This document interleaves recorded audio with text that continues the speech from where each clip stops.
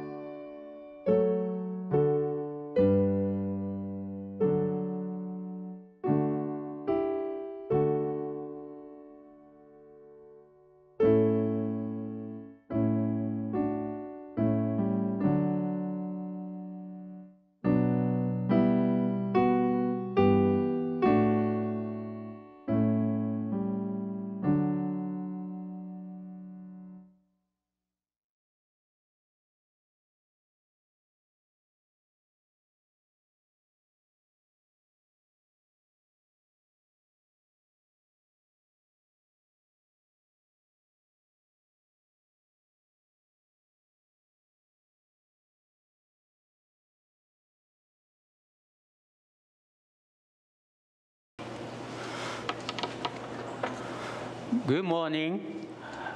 Welcome to today's special service. My name is Tsukasa Namekata, President of Seattle Hiroshima Club.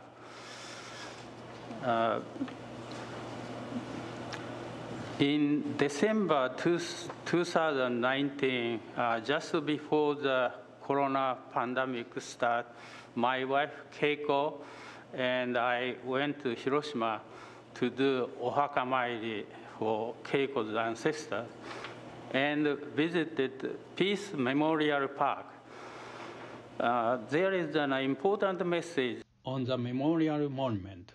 It says, 安らかに眠ってください。過ちは繰り返ししませんから。Please sleep peacefully, since we never repeat the same mistake. Next slide, please. Let us briefly review what happened after two atomic bombs were dropped in Japan in August 1945, 77 years ago. In the city of Hiroshima, the first atomic bomb exploded at 8:15 a.m. on August 6, killed about 140,000 people. 39% of city's population were wiped out. Next slide, please. Then, 3 days later, the second atomic bomb exploded in the city of Nagasaki at 11:02 a.m.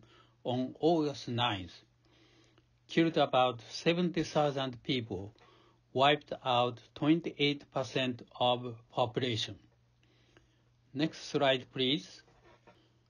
As shown on the slide, 28 relatives of Hiroshima Club members were victims who died in 1945. Today, we remember and honor all victims of atomic bombs dropped in Hiroshima and Nagasaki, including these 28 victims. Let us have a moment of silence. 黙祷をお願いいたします。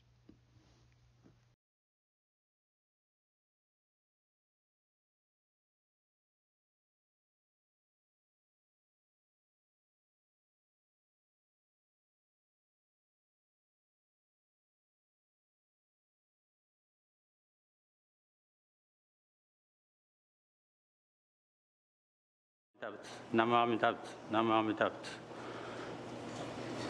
Thank you for the slide.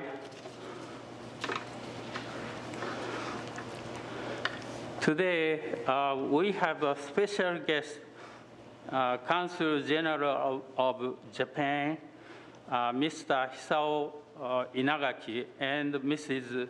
Yuki Inagaki. Could you stand?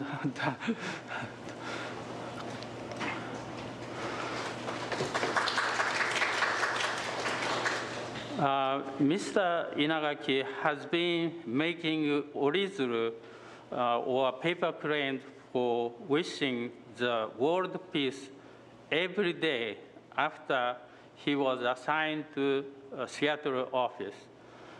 You can see these cranes at the front. So a wonderful job that we really appreciate it.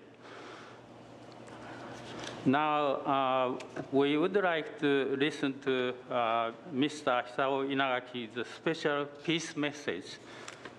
Thank you.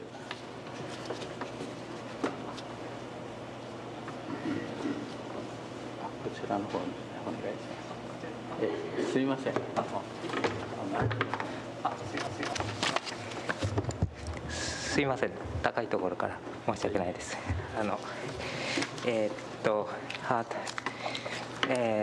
just first of all, I think I need to say just I am enjoying this memorial service as private, as a believer of 浄土真宗 so as a private, so just first mentioned that.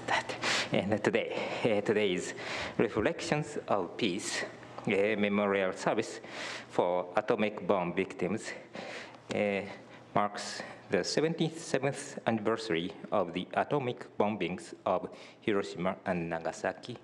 On this occasion, my wife Yuki and I would like to offer our deepest condolences to the many victims, and we would also like to express our heartfelt sympathy to those who are still suffering from the after effects of the atomic bombings. I would like to thank the Seattle Hiroshima Club and the Seattle Betsuin Buddhist Temple for the opportunity to offer words of prayer for peace. On August 21st, 2020, in the midst of the pandemic of the new coronavirus infection that swept the world, I arrived in Seattle to serve as the Consul General of Japan. Since that day, I have folded a crane every day and posted it in on Instagram, wishing for the health and peace of everyone who was suffering and facing hardships brought on by the pandemic. As Namakata-san explained, this spring, with Russia's invasion of Ukraine, I have been praying even harder for peace every day.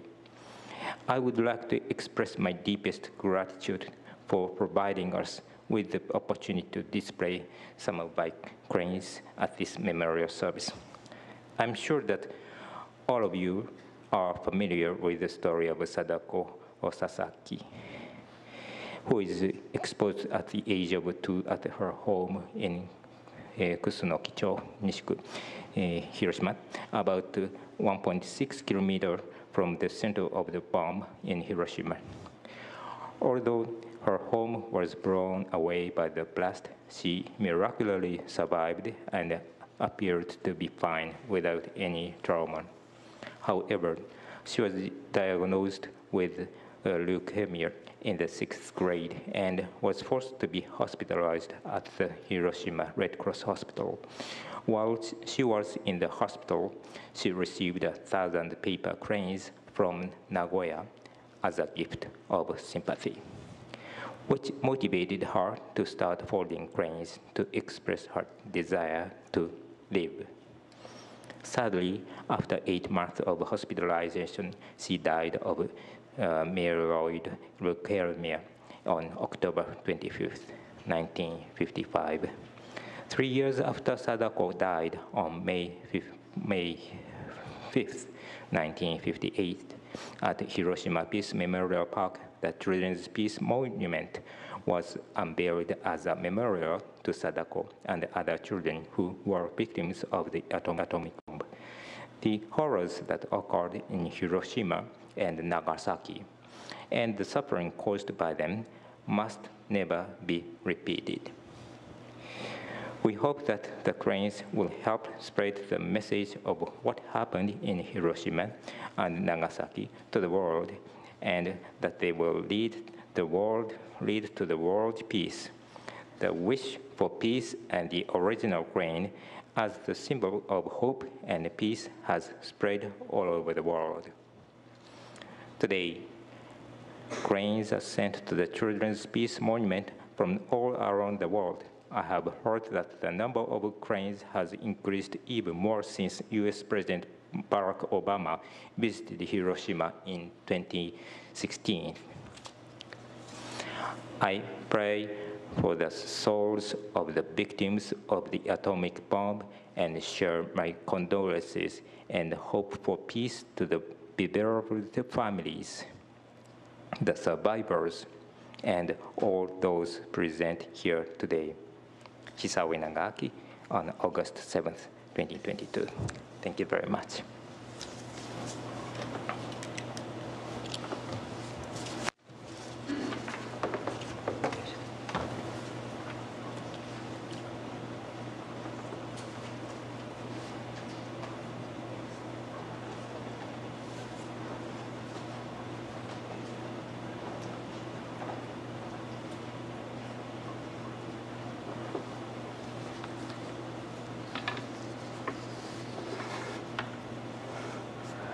Now, please pause for the ringing of Kansho by Minister's Assistant Alex Sakamoto.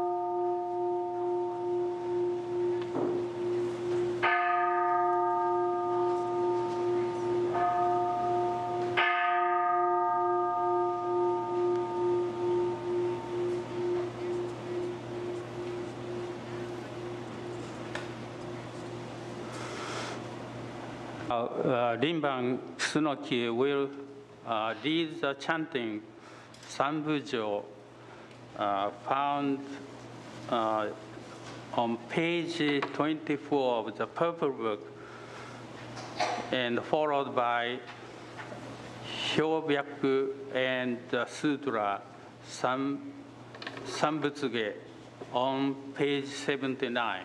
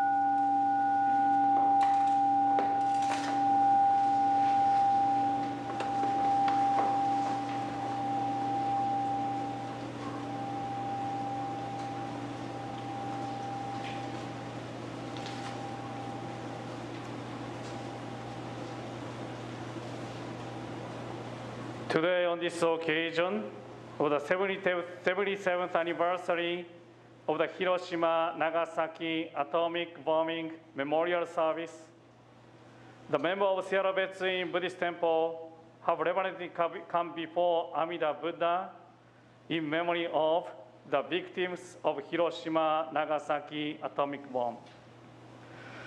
With the deep reverence and gratitude for the all-embracing wisdom and compassion of Amida, we affirm the three homages. I go to the Buddha for guidance. I go to the Dharma for guidance. I go to the Sangha for guidance. Namo Amida Butsu, Namo Amida Butsu, Namo Amida Butsu, Namo Amida Butsu, Namo Amida Butsu, Namo Amida Butsu, Namo Amida Butsu, Namo.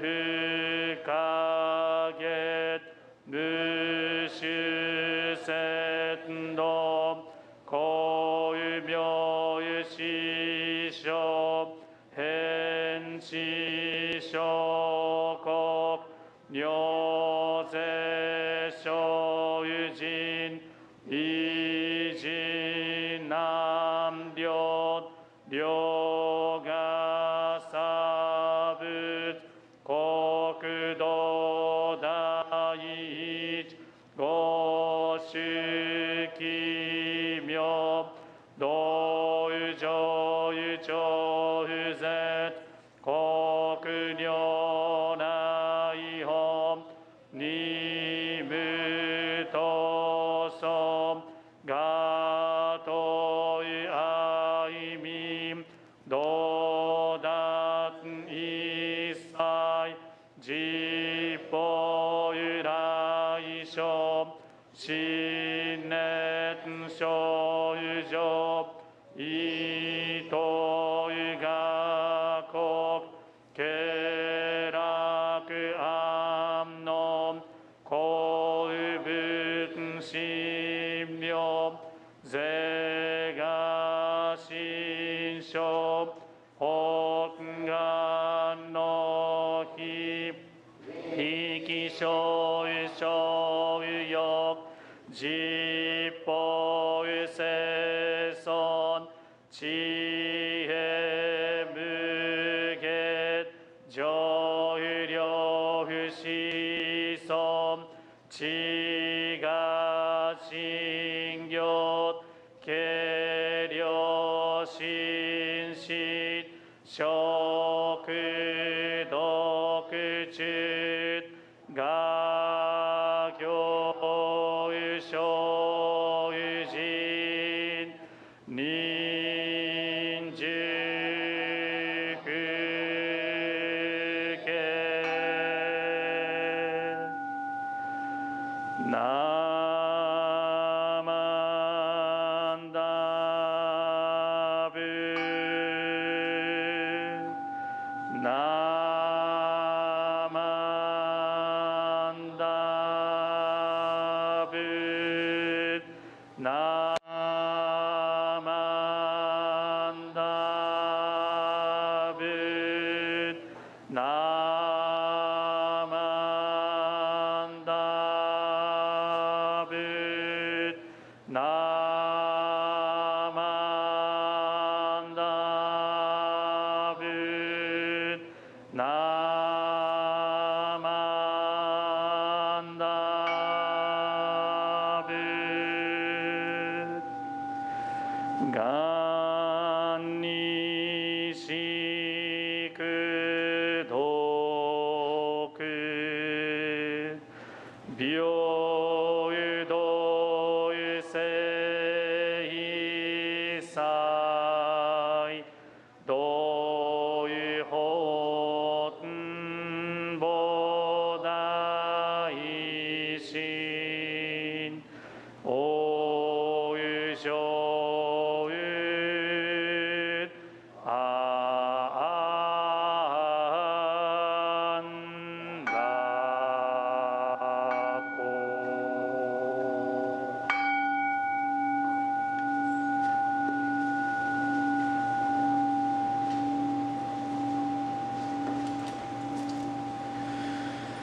ナモ阿弥陀仏、ナモ阿弥陀仏、ナモ阿弥陀仏、ナモ阿弥陀仏、ナマンダーブ、ナマンダーブ、ナマンダーブ、ナマンダーブ、ナマンダーブ。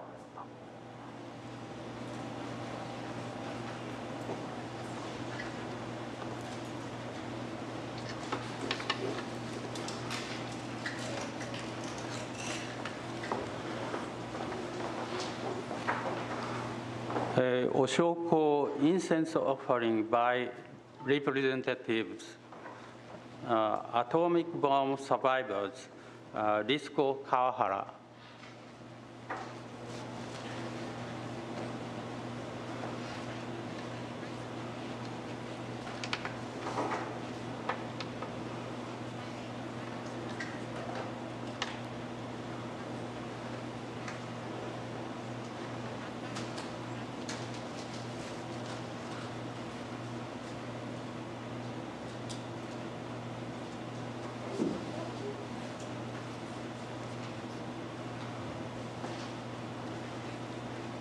Seattle Hiroshima Club, Dale Kaku.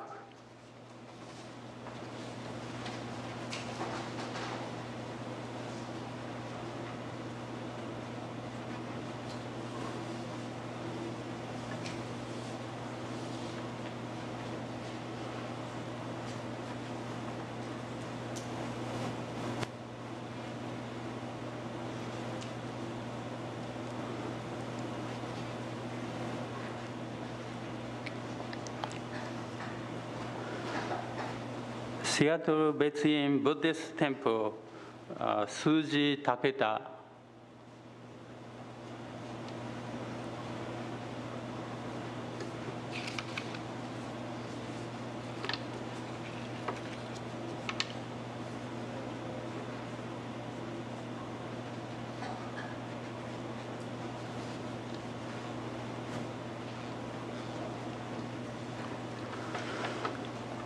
Please stand for the Gatta. May peace prevail, found on page 89 in the White Gatta book. Page 89. And for those participating from home, the lyrics were on your screen.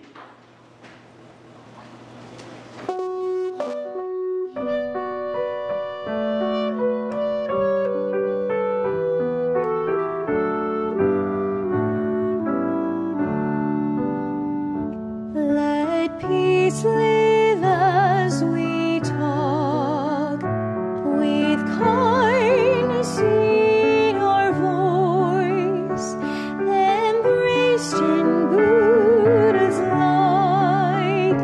May peace, tranquility prevail throughout the world. Let peace live as we learn, with eyes that self-reflect, to always light our way. May peace, tranquility prevail throughout the world. Let peace live as we have, with rays of gratitude, connecting hearts and hands. May peace, tranquility prevail throughout the world. Let's talk with everyone. Let's learn from everyone. Lend help to everyone. Let peace, tranquility May spread throughout the world. Namo Amida Butsu. Namo Amida Butsu. Namo Amida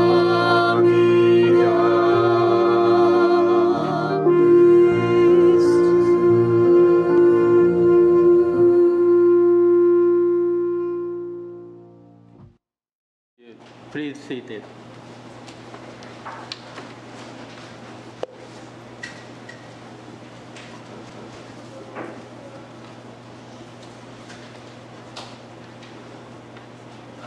Now that we will watch the video interview with Jin Fujita, the interviewed by Dale Kaku.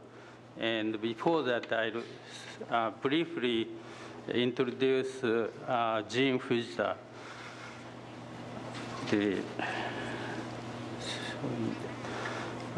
12 years ago, Hiroshima Club had a special project to interview with 8 A-bomb survivors who live in the Seattle area.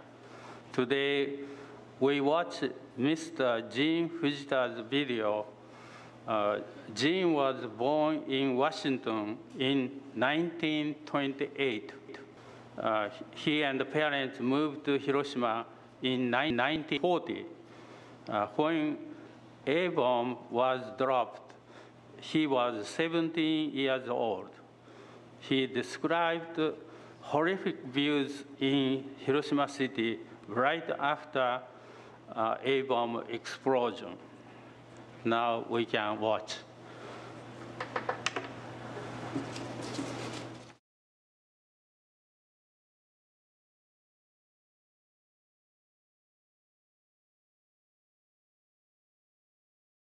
Now, where were you on August the 6th, 1945, when they dropped the bomb?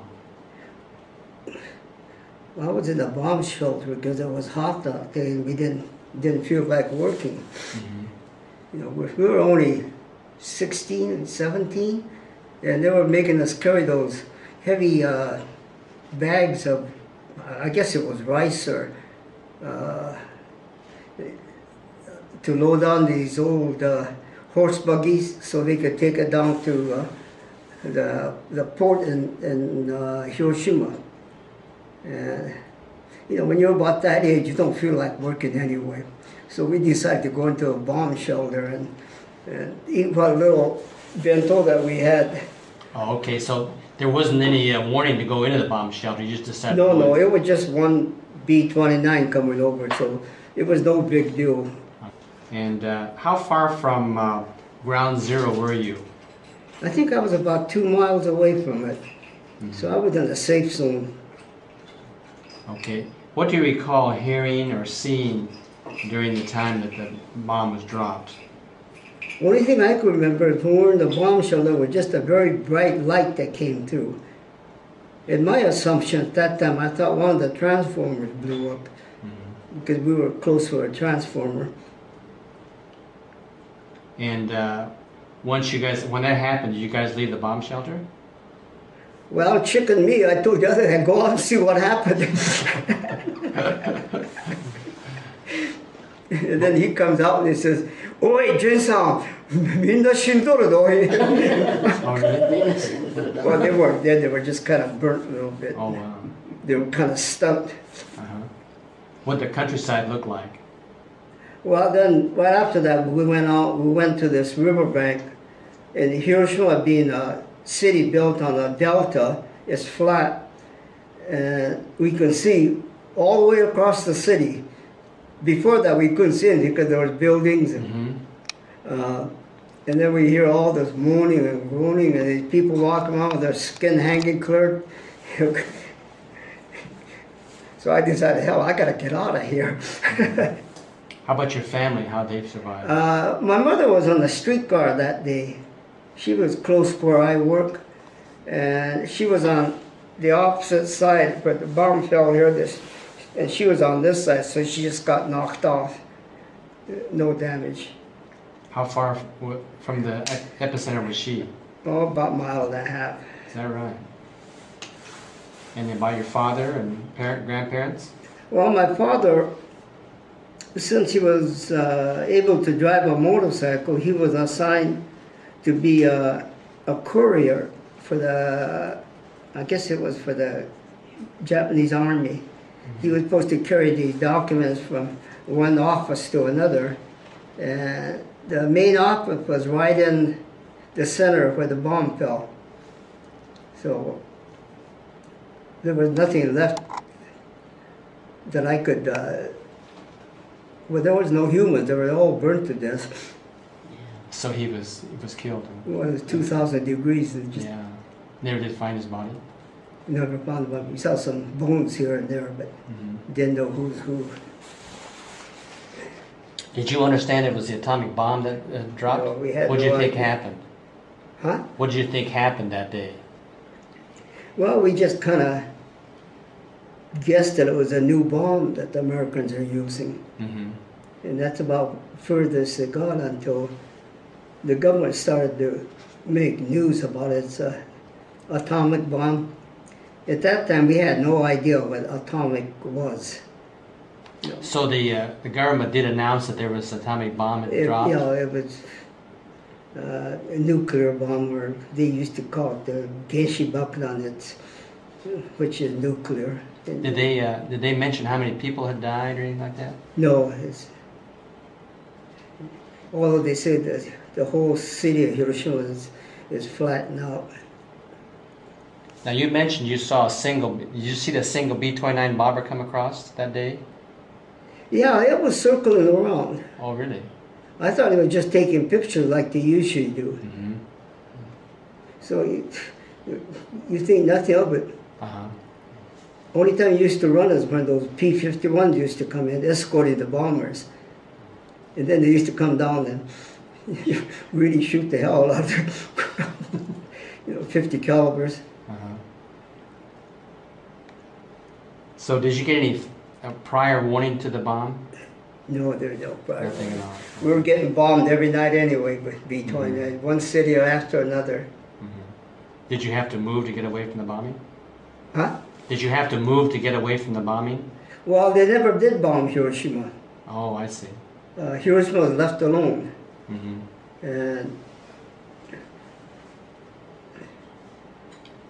Within the first few days, what happened after the first couple of days? Did you go over the city, look around, or? yeah, my mother and I went to Hiroshima every day to look for my father. And we never did find him. I mean, it was quite horrifying to see so many people dead and still moving. Half-roasted humans. In the river, there's humans floating down the river, just like you boil wieners at home, floating. The tide comes in and they come up the river. The tide goes out, they drift out. And thousands of them. This is how many days after the bomb? Well, this lasted about a week after the bomb. They couldn't scoop all those people out of there. Mm-hmm. Well, most of them were dead anyway. Mm-hmm. Their body is swollen. They couldn't be recognized. How about your family home? Was that destroyed? Well, the family home is way in the country there, Oh. the farm, so there was no effect there. So your grandparents were okay? Yeah. Okay. So even after the bomb, the surrounding cities kind of went back to normal living conditions? No, not for the longest time. Is that right? People had that funny idea that, the dead is going to come out from the grave. Japanese got a funny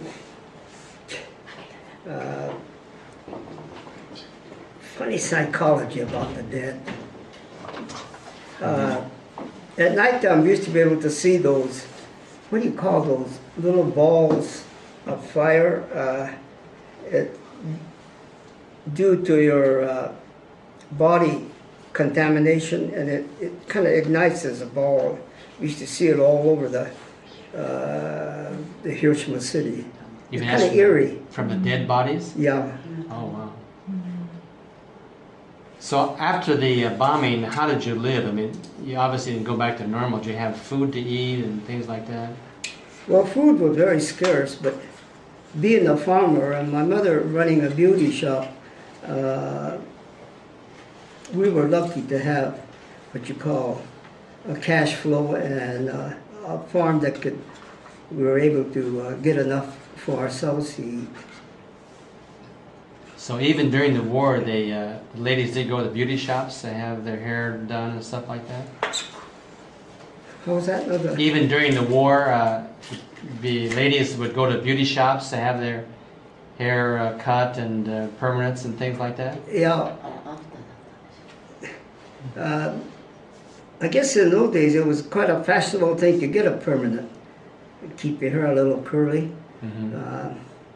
Especially with the female population, it was one of the in things. Mm-hmm. So the beauty shop did very well. Is there anything you would like to mention to future generations concerning the atomic bomb? Well, if you hear the atomic bomb or the nuclear bomb, just try to stay away from it. You're not going to make it.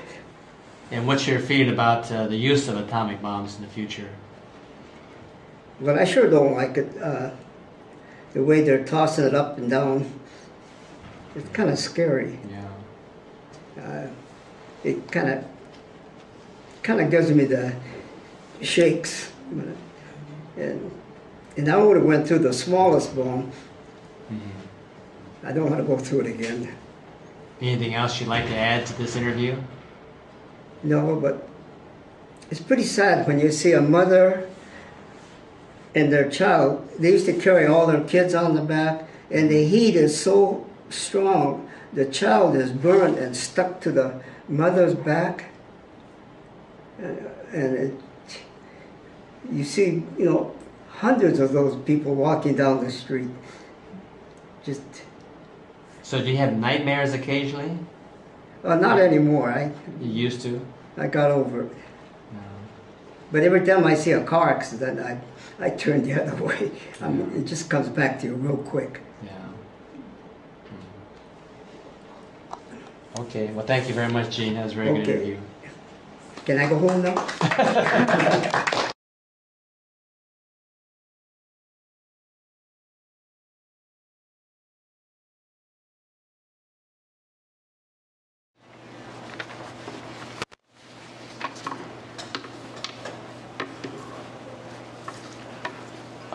After this interview, Jin Fujita passed away 3 years later.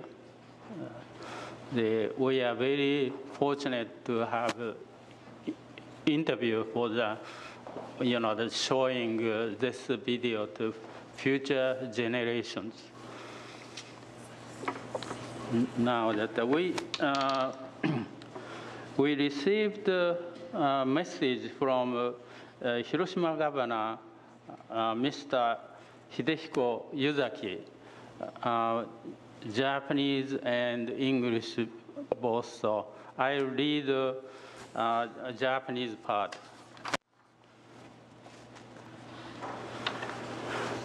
シアトル広島クラブの皆様におかれましては、日頃から広島県とシアトルとの友好交流の架け橋としてご尽力いただきますことに対し、厚くお礼申し上げます。また、広島ゆかりの皆様が毎年8月6日に合わせて平和記念行事を開催されますことは大変意義深いことであり、長年の皆様の取り組みに対して深甚なる敬意を表します。人類史上初の原子爆弾投下により未曾有の惨禍を体験した広島は、これまで核兵器廃絶と世界恒久平和の実現を訴え続けてきました。しかしながら、ロシアがウクライナ侵略の中で核兵器の使用を示唆するなど、核兵器廃絶に向けた状況はかつてなく厳しくなっており、核兵器のない平和な国際社会の実現は私たちにとってますます切実な願いとなっています。こうした中、今年6月には核兵器禁止条約第1回締約国会議が開催され、核兵器廃絶に向けて動き始めました。これは毎年シアトルの地で平和記念行事の開催や被爆者による国際社会への訴えかけなど、長年にわたりさまざまな活動を展開してこられた関係者の皆様のご尽力によるものであり、改めて敬意を表します。本件においても締約国会議に参加して核兵器廃絶に向けた機運向上に努めたところです。皆様にはこうした本件の平和行政のご理解とご協力をいただきますとともに、引き続き平和への取り組みご尽力を賜りますようお願い申し上げます。終わりにシアトル広島クラブの皆様、並びに原爆犠牲者法要の参加者の皆様の今後ますますのご健勝とご多幸をお祈りいたします。2022年8月6日、広島県知事、湯崎秀彦。Now that Dale is going to read English.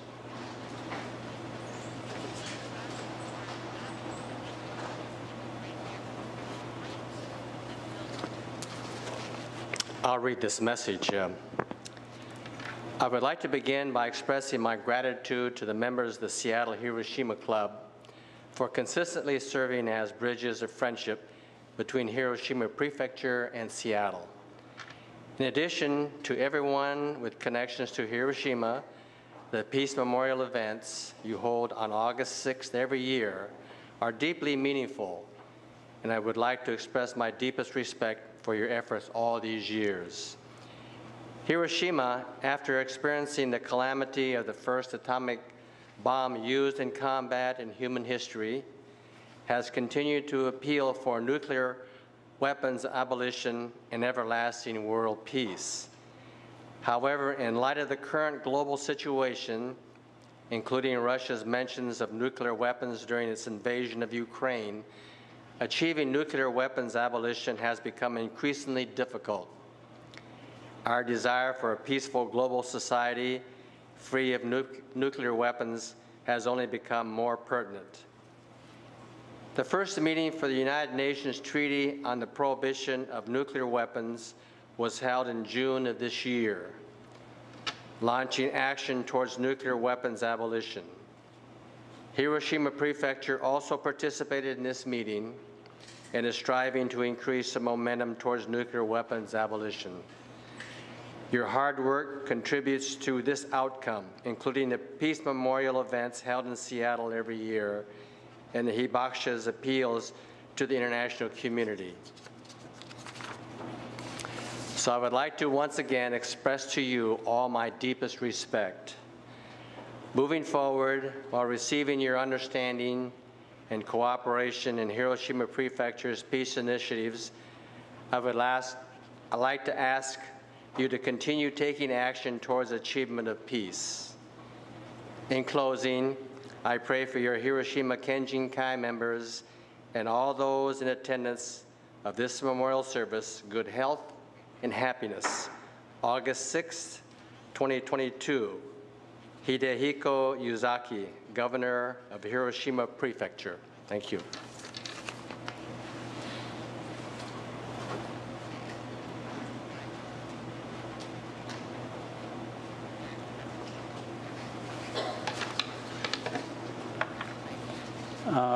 Please stand for the reading of the three refuges found on page 10 in the purple book.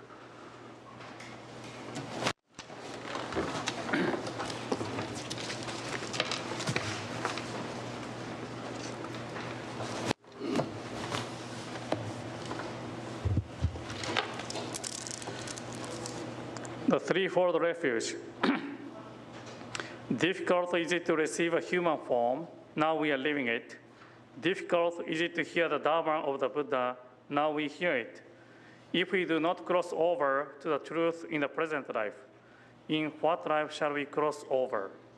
Let us, with sincerity and true reverence, take refuge in the three treasures of the truth.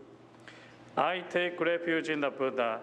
May we, together with all sentient beings, awaken to the great way of enlightenment and to the unsurpassed intent of Amida Buddha. I take refuge in the Dharma. May we, together with all sentient beings, enter the storehouse of the Dharma, becoming like the wisdom ocean. I take refuge in the Sangha. May we, together with all sentient beings, become units in true accord, in harmony with all things. The purest, profound, and wondrous Dharma is rare to encounter, even in many hundreds and thousands of kalpas.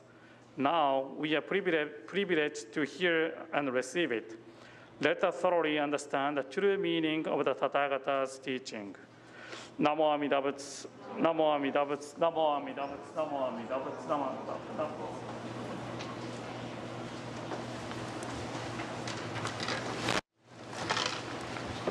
Please seated. The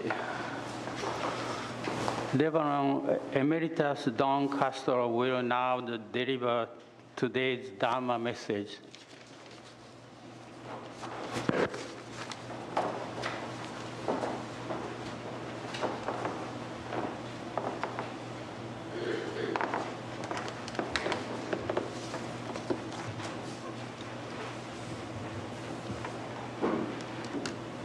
Good morning, everyone.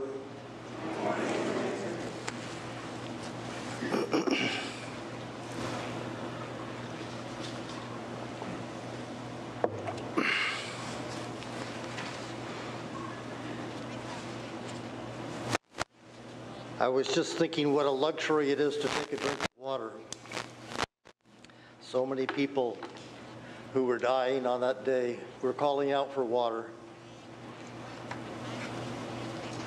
My sympathy, my condolences to the survivors and to those who lost loved ones in Hiroshima and Nagasaki, August 1945. Young people think that the atomic bomb was ancient history, you might say. It was so long ago. And so it's a little bit difficult to relate to it. So much has happened since then. But it wasn't so long ago. And the older I get, the more I realize 50 years, 77 years, that's not so long. My mother-in-law, and many of you know because she spoke here some years ago, she is a hibakusha, and she was 19 years old when the atomic bomb was dropped. And so for her now, you know, it brings back many horrific memories. And a television crew came from Japan when she was living in Honolulu, and they came maybe 2 or 3 years ago to interview her. And so my wife was there, and a lot of things came out that my wife had never even heard before. And the interview was so traumatic that my mother-in-law got sick afterwards because so much came out. And she was teaching school, and it's just the way the building collapsed was the reason that she survived. I wouldn't say uninjured because she had, the window exploded into her back, and the doctor had to take out the shards of glass that were embedded in her back. But she came from the countryside, so eventually she made it back to her home.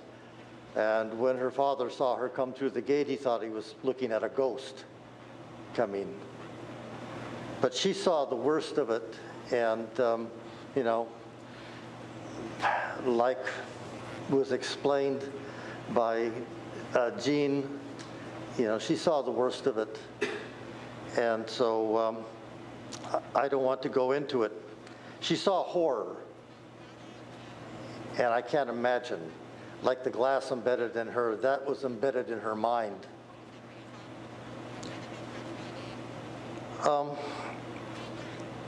That trauma is also experienced by the children. You know, and psychologists have said, you know, people who experience trauma, their children also share in that trauma. And so I know my wife also, because she lived in the household, although it wasn't discussed, but especially after that interview, I remember how affected my wife was by what her mother had gone through and what came out at that time. So even though I'm a white kid from the suburbs, you know, didn't experience it, although I had the opportunity in visiting Hiroshima with my sons. I wanted them to see the atomic bomb, the Peace Park. And so I was able to go in 2014, 2015, and we went through the park, and we went through the museum there. But that's nothing, you know. So when I give this sermon, I'm not speaking for myself. I'm speaking for those who can no longer speak. My mother-in-law at 96 is not about to give a sermon any longer.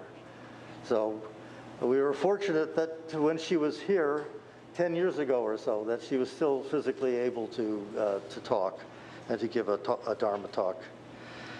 You know, in preparing my sermon for today,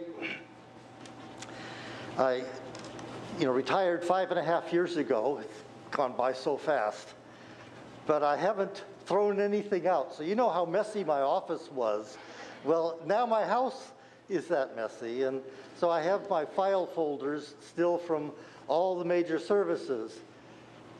And I was going through my file folders when I came upon the program for the Atomic Bomb Memorial Service from 2002. And the guest speaker, the Dharma talk, was given by Reverend Haruyoshi Kusada.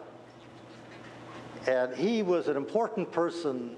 He was the dean of the Institute of Buddhist Studies, and I got to know him very well when I went through IBS. And he had a profound influence on many of the ministers who are serving today, many of the younger ministers like myself who went through the Institute of Buddhist Studies. And so I found his Dharma talk. He left it behind.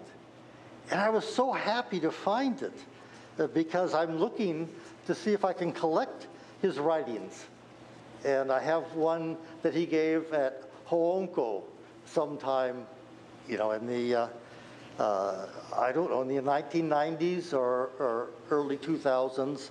He got ill later on, and he returned to Japan, where he passed away. And when I visited Hiroshima, I was able also to go into the countryside. I brought my sons and his wife with me. I knew before they had children, I'd better visit Japan with both of them. Now they have children. They would never be able to go. But before they had children, and I found out on that trip in Hiroshima Prefecture that my daughter-in-law was pregnant. She had just found out. And so she said to me, "You probably are wondering why I'm not drinking beer." That's how I found out that she was pregnant. So, but we visited Kusada Sensei's grave.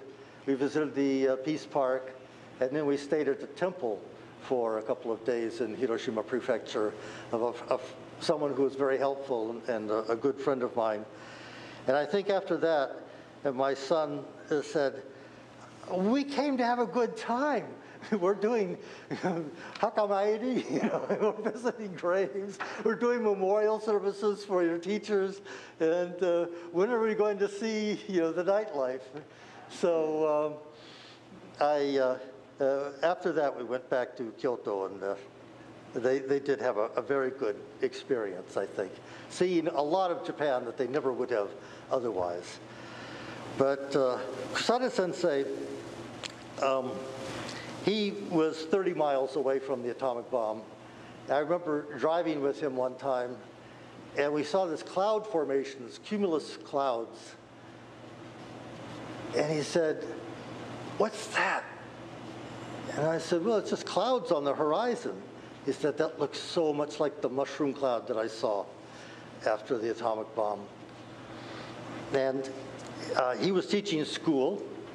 He, about 3 or 4 days after, or 4 or 5 days after the atomic bomb, he went into to help in Hiroshima City, and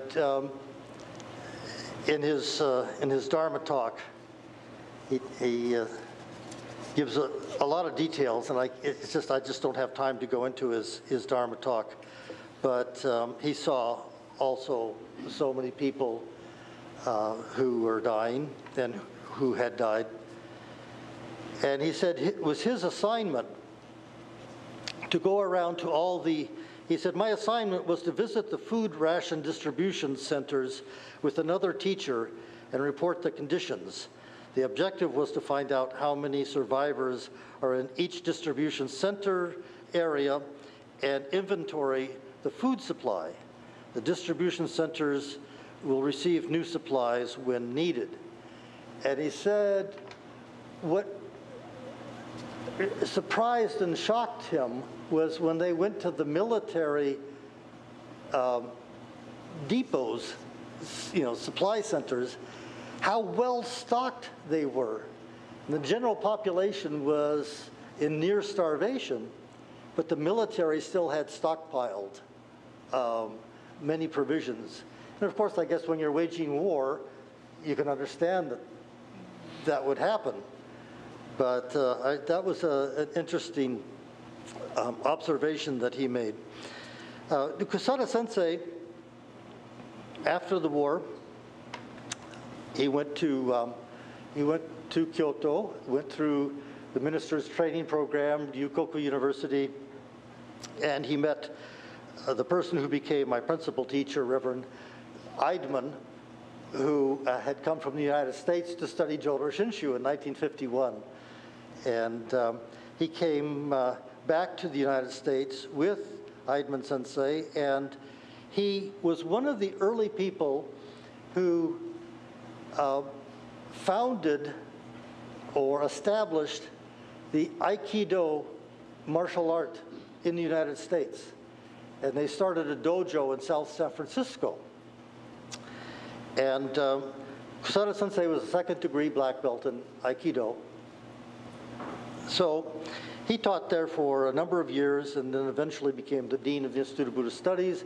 He did so many things. I can't believe I guess because he went through so much, he was willing to take on a lot.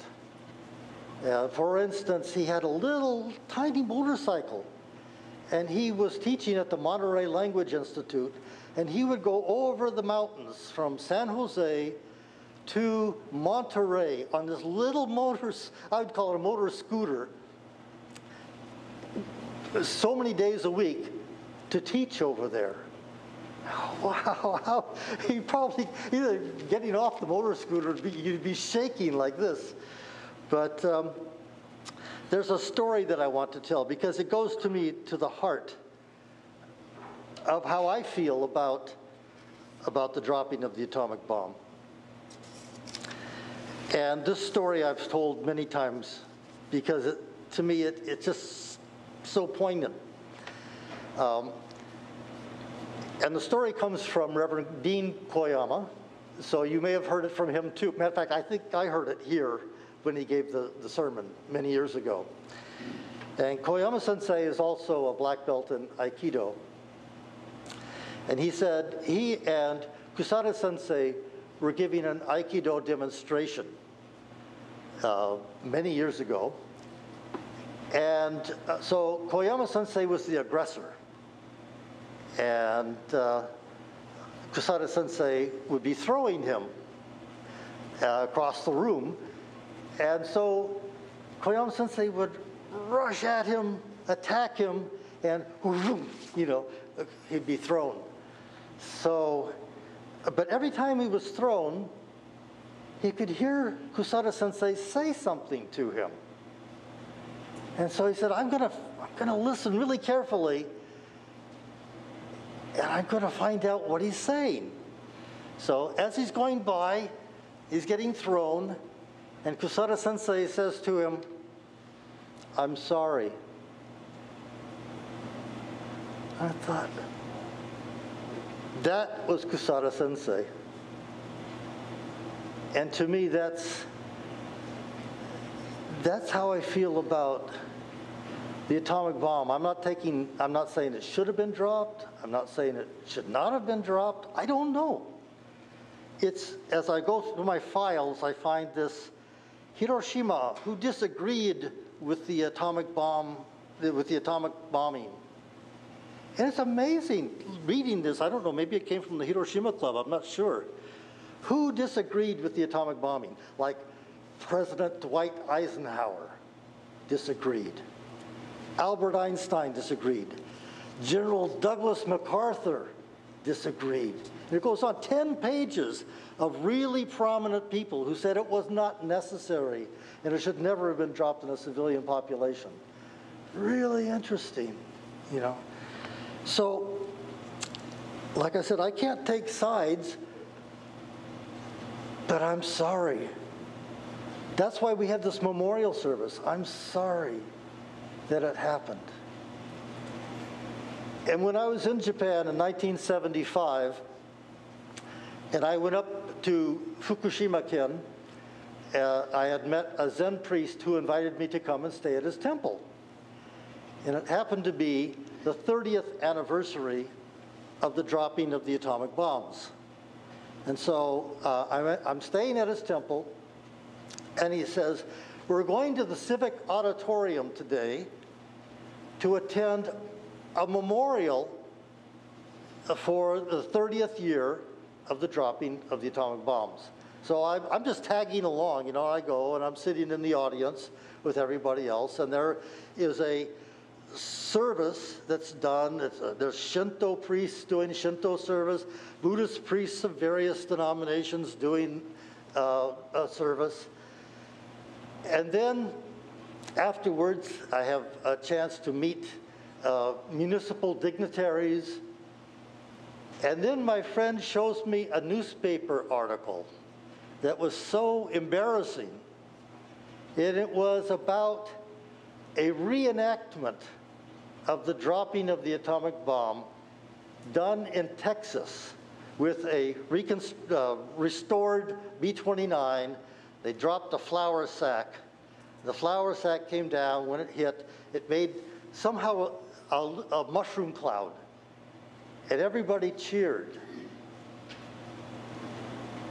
And he said, what do you think of this? I said, oh, that's embarrassing. Why would we celebrate in an air show the dropping of the atomic bomb? You know? And it's been done more than once. And I think Buddhist teachings sensitize us to the pain and the suffering of others. And Aikido showed me you may have to inflict pain on others. You don't demonize them. You say, if I hadn't been attacked, I wouldn't have had to do this.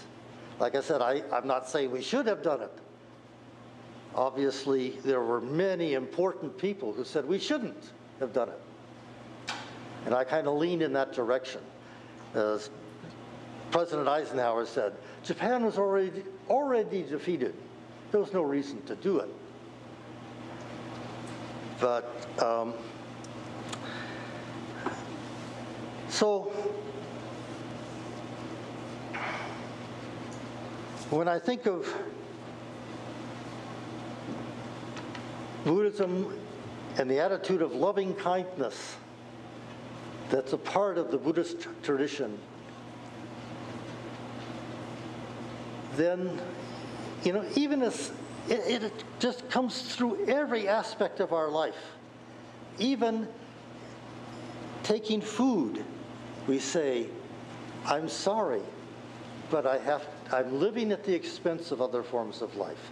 Itadakimasu. I humbly receive this. The feeling of loving kindness, of humility. You know, that's the heart of our teaching. Now today we have an air show, and the Blue Angels, what a strange name for a fighter plane, an angel.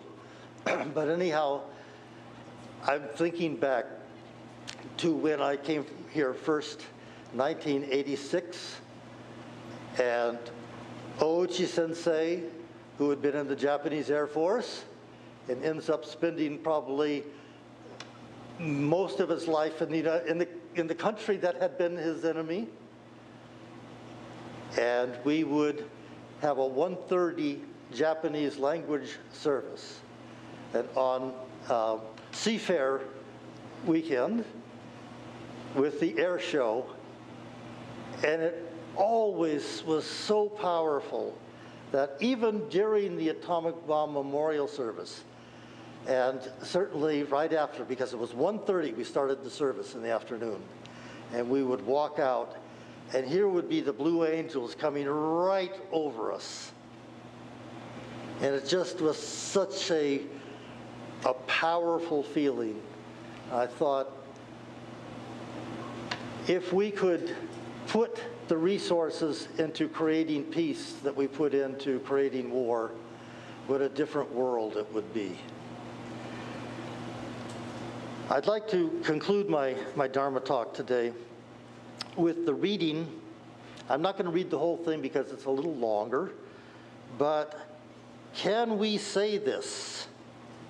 Can we say this? Loving kindness meditation, the metta meditation.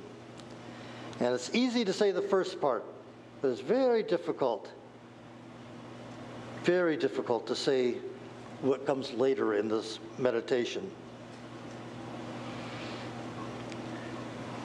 Wearing this glass, my glasses fog up, so I'm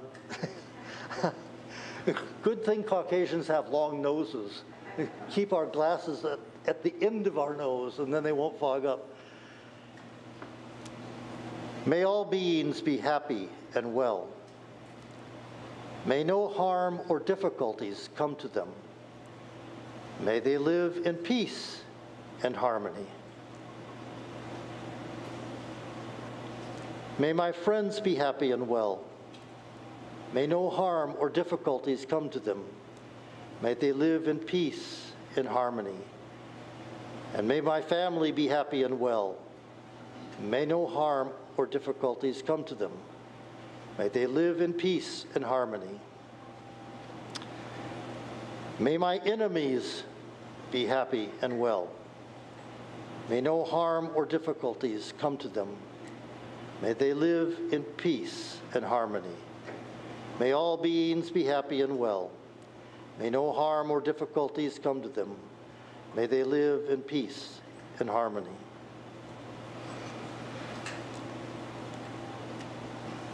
And I guess you might say, who are our enemies today? You know, with Ukraine being invaded and China threatening Taiwan. And I think, as it says here, may they live in peace and harmony. If my enemies lived in peace and harmony, they wouldn't be my enemies, right? So truly, may we all beings live in peace and harmony. And may you live in peace and harmony. Namo Amida Butsu. Namo Amida Butsu. Namo Amida Butsu.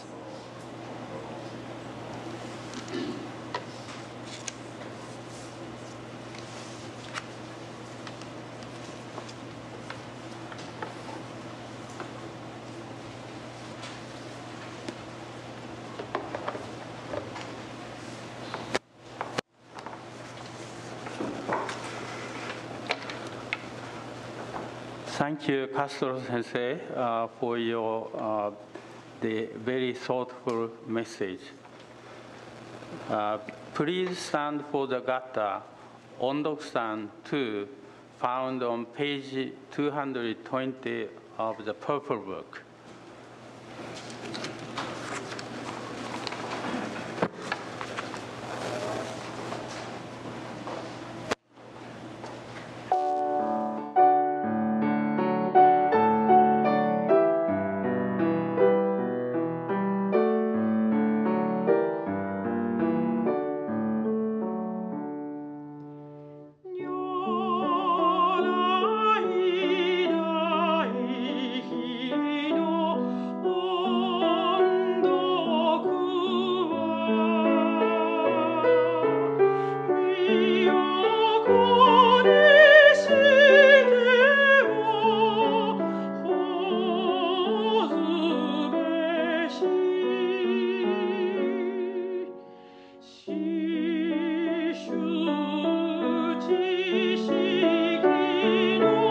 Oh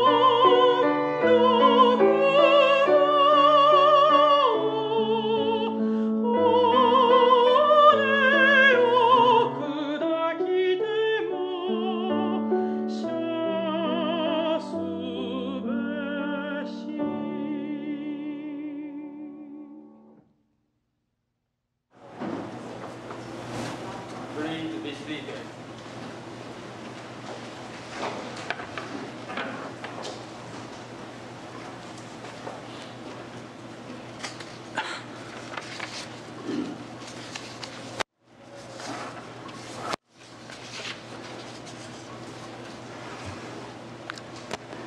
As of 2021, it is estimated that there are 13,081 nuclear weapons in the world.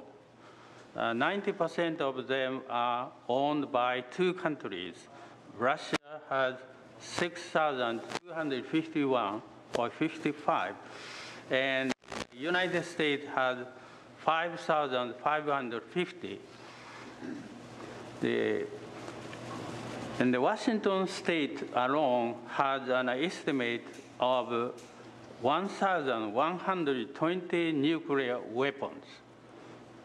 If they are exploded, the entire Seattle population would disappear. So we are living in a very dangerous world, and hopefully that the many politicians can work together to reach agreement, not use weapons, but eliminate all nuclear weapons. Now,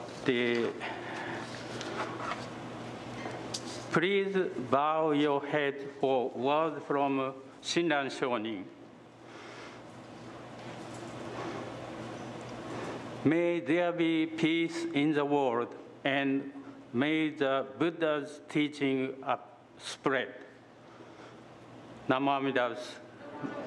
Namo Amida Butsu. Namo Amida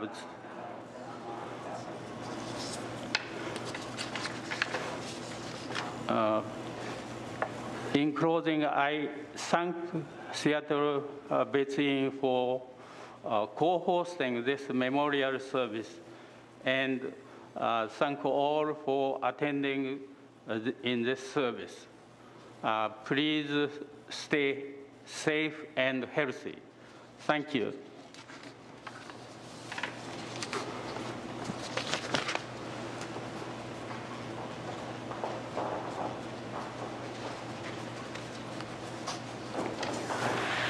Thank you to Dr. Tsukasa Namakata and the Hiroshima Club for co-hosting today's service.